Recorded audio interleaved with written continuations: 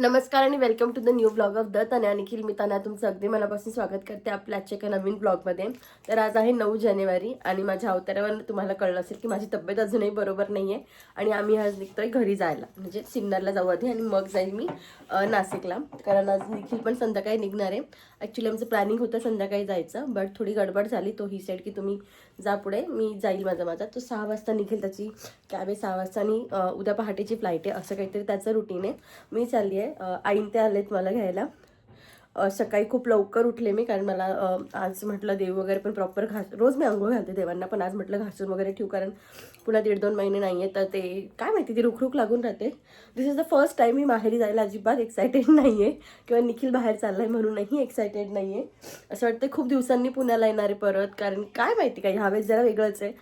मी घर आवरताना पण मला असं होतं हा कोपरा आवरू का तो कोपरा आवरू का, बट ऑलमोस्ट सगळं आवरलं आहे.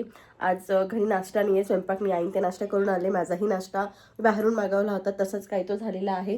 म्हटलं आज भांडी कुंडी नको, काहीच पसारा नको, असं करून सगळं छान रुटीन लागलेलं आहे. आणि आता आई पण आल्यात. तुम्हाला मी व्हिडिओ क्लिप जर निघली घेतली असेल तर मी दाखवते पुढे, कारण त्या आल्या तेव्हा माझी देवपूजा चाललेली होती. तो चला आता बघूयात की सिन्नरला तात्यांची काय रिॲक्शन असते, घरी गेल्यावर आईन त्यांची काय रिॲक्शन असते सखीला बघून. So stay tune. तर आम्ही निघतोय. मला थोडं रडू येतंय, हा माणूस मला इतका चिडवतोय. काय बोललास तू आता निखिल? $3,000 दिले मला खर्च. ते नाही, त्याच्या आधी काय बोलला, जाऊ बिऊ नको मी येईपर्यंत. काय माझ्या पोरीला सांभाळ, मम्मी आल्यावर आपण पाहू काय करायचं. किती हलकट माणूस आहे हा, किती बघा हा निखिल कसा आहे ते. आई गेल्या सखीला खाली घेऊन, आम्ही शेवटचं काही सामान आहे ते नेतोय. आम्हाला स्वातीला पण पिकअप करायचं आहे. काय ती गाडी आता आम्ही घरीच ठेवून येणार आहे. आता आम्ही स्कूटर आणणार आहे त्यांना. आम्ही स्कूटर घेणार आहे आता. तुम्ही ट्रक बी घेऊन यायला. आम्ही आता बघ काय काय आणतो मामाकडून. तू चालला ना आम्हाला सोडून, घर घेऊन ये मामाकडून. जरा बोलतो मोठ्याने, तुझ्या काय अपेक्षा असेल माझ्या बाहेरच्यांकडून. मी कुठे काय म्हणतोय का? तू मनातल्या वेळात इतकं काय काय म्हणतो, जरा सीन देतो. काहीच नाही आणणार माझ्या पप्पाकडून. तर मी ऑलमोस्ट रडायवर आलेली होती आणि हा बघा.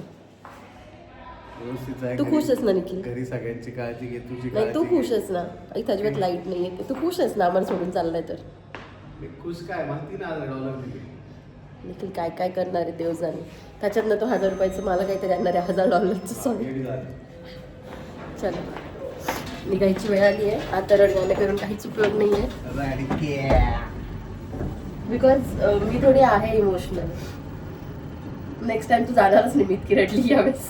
असं काही नाही, मी मे मध्ये परत जाणार. चल हट. हे बघा बदमाश आत जाऊन बसलाय. मी मागेच बसते, तुम्ही बसा पुढे. सखी पापाला घ्यायचं का सोबत? पापाला सांग गाडीत बस. तिला अजिबात आयडिया नाहीये की पप्पा वरती ऑलरेडी रडून झालंय. पप्पा चल, पप्पा चल. पप्पा नाही येते बेटा. जा बसा.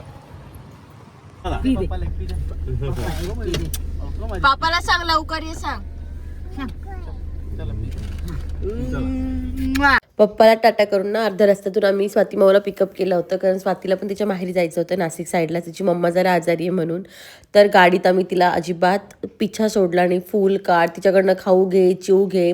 तिला खूप त्रास दिला, पण तिने खूप खेळवलं. मलाही बरं नव्हतं, त्याच्यामुळे आई आणि स्वाती या दोघींनीच तिला गाडीत बऱ्यापैकी सांभाळलं.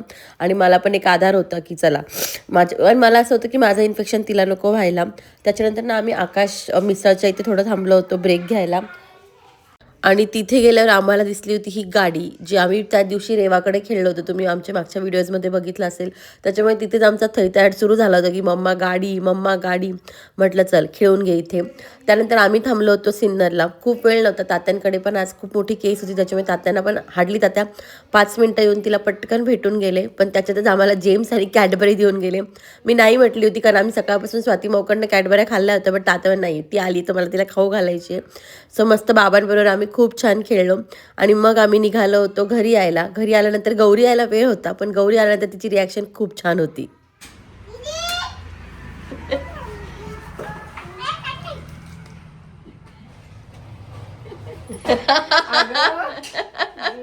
म्हणजे सोनू ग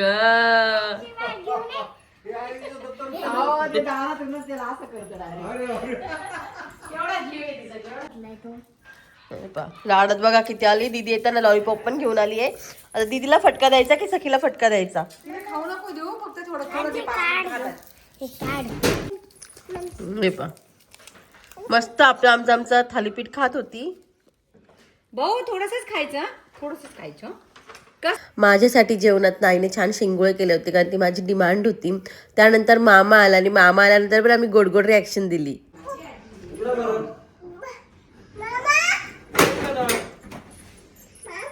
काय ग काय खातो तू? लॉलीपॉप पण गेलं. दीदीला फटके देऊ नाही. चला चला मध्ये. नुसता पसारा अरे अरे अरे. दादाने ना आल्याला तिला उचलून घेतलं नाही कारण तो फ्रेश झालेला नव्हता. पण फ्रेश झाल्यानंतर त्या मामाचा पिछा सोडलाच नाही. नंतर दादा मेडिकलवर गेला आणि त्याच्यानंतर गौरीने तिला इतकं छान असं पॅक केलं होतं टी व्ही पाहायला. इतकी मजा मारली गौरीने आणि सखीनेच टी व्ही पाहायची कारण माझी पण हालत नव्हती त्यांच्यासोबत खेळायची. त्यांनी इतकं मजबूर केलं होतं की पप्पांना पण मॅच सोडून किती वेळ ती माशा आणि बियर तिची स्टोरी आहे ती बघावी लागली होती. हे सगळं झालं नंतर आम्ही मामीची वाट बघत होतो की कधी मामी येते कधी खाऊ आणते. बट हे जे बसलेले होते ना खूप गोड दिसत होते तिघं पण त्यात.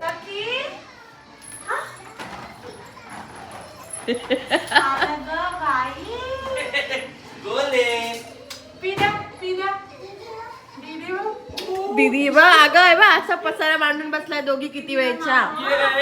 हवा तेवढा आज मामा पण भेटलेला नव्हता त्याच्यामुळे मामाकडनं पण खूप सारे लाड करून घेतले नंतर. कारण की आता मामा कुठेच जाणार नव्हता. मामीसोबत आम्ही इथे आल्यानंतर तिचं फिक्स असतं की जेव्हा मामी येते 10:30 वाजता आम्ही पुन्हा जेवायला बसतो. आज आम्ही मामीसोबत भाकरी खायला पुन्हा बसलेलो होतो. त्यानंतर तिला पप्पांसोबत झोपायचं होतं आणि तिथे जाऊन तिची खूप सारी मस्ती काय होती ती सुरू होती. काय करायचं सखी? तुला झोपायचं आहे? तू झोपते का बाबांसोबत आणि दीदी सोबत? लाईट बंद कर. दोघांना झोपू दे ना. तुम्ही तर नाटक करते. लाईट बंद कर. दीदी काय काय करते झोप? गाई गाई गाई गाई. सखी खाली उतर वरती चढू नको. तिचं तिला नाही चढता येत बरं का. अगं सांगते नाही गौरी जे शिकवते त्याच्यावर गौरीच फटके खाणार 2-3 दिवसांनी. सरक आता गौरी उतर. चोर अशा चोर. हा झाला. दीदीला बसून दे. दीदी फटका देऊ का? फटका देऊ का? ए सखी उतर खाली. उतर खाली. सखी उतर खाली पटकन चल. उतर खाली पटकन चल. गौरी तिसऱ्यांदा प्रेम पडली. तिसऱ्यांदा ठेवून दे बेटा वरती. बाबा डायरेक्ट आमच्या दोघी सोबत तुला पण काढून देतील. काय कोणी मारलं?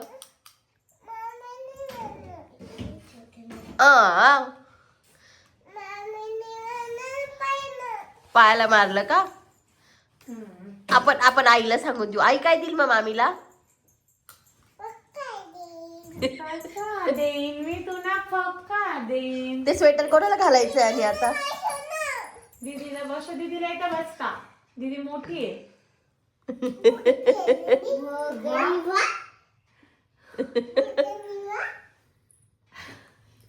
गौरी तू झोप नाही तर सखी झोपणारच नाही आज. तिला उडी मारायची बर का. कर 1 2. लागलंच. आता तिला काय गरज आहे का कोणाची?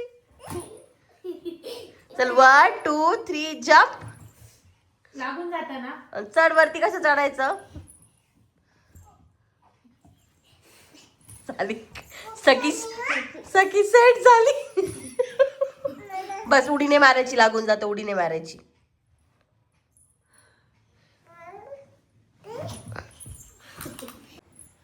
तर येस मी फायनली नाशिकला पोहोचलेली आहे. आल्यावर खूप असं काही शूट नाही केलं. अगदी सखी ज्यांना भेटली तेव्हा शूट केलं कारण माझी हालत अजिबात तशी नव्हती. म्हणजे आज दिवसभरात अजून वर्क झाली आहे, कारण AC पण सुरू होता, मधूनच खिडकी पण ऑन होती, कारण आमच्या ड्रायव्हर काकांना AC चालत नाही, त्यामुळे मग मधूनच खिडकी ओपन करायचं, मधूनच AC. आणि खूप प्रवास झाला आमचा. जनरली दुपारी प्रवास करताना पुणे नाशिकचा प्रवास खूप मोठा वाटतो, पहाटे पहाटे खूप वेळ निघून जातो आणि माझा डायरेक्ट पुणे ते नाशिक प्रवास होतोच नाही. पुणे ते सिन्नर होतो, सिन्नरहून नंतर मी 2-4 दिवसांनी येते. आज एकाच वेळेस एवढं सगळं झालं आहे. इकडे बघा, सखी हॅलो कर सगळ्यांना, हॅलो कर, गब्या हाय कर. आणि आता माझ्या गबाला इतका सासुरवास सुरू झालेला आहे. जोपर्यंत आता गौरी झोपणार नाही तोपर्यंत सखी झोपणार नाही. गौरी जे खाते ते सखी खाते, गौरी कार्टून बघते सखी कार्टून बघते, गौरी गाडी खेळते सखी गाडी खेळते. होय, हे बघा दीदी बघा, हे बघा, काहीच सांगावं लागत नाही, काहीच सांगावं लागत नाही. आल्यापासून आम्ही दीदीला इतका त्रास देतोय की बास कधी.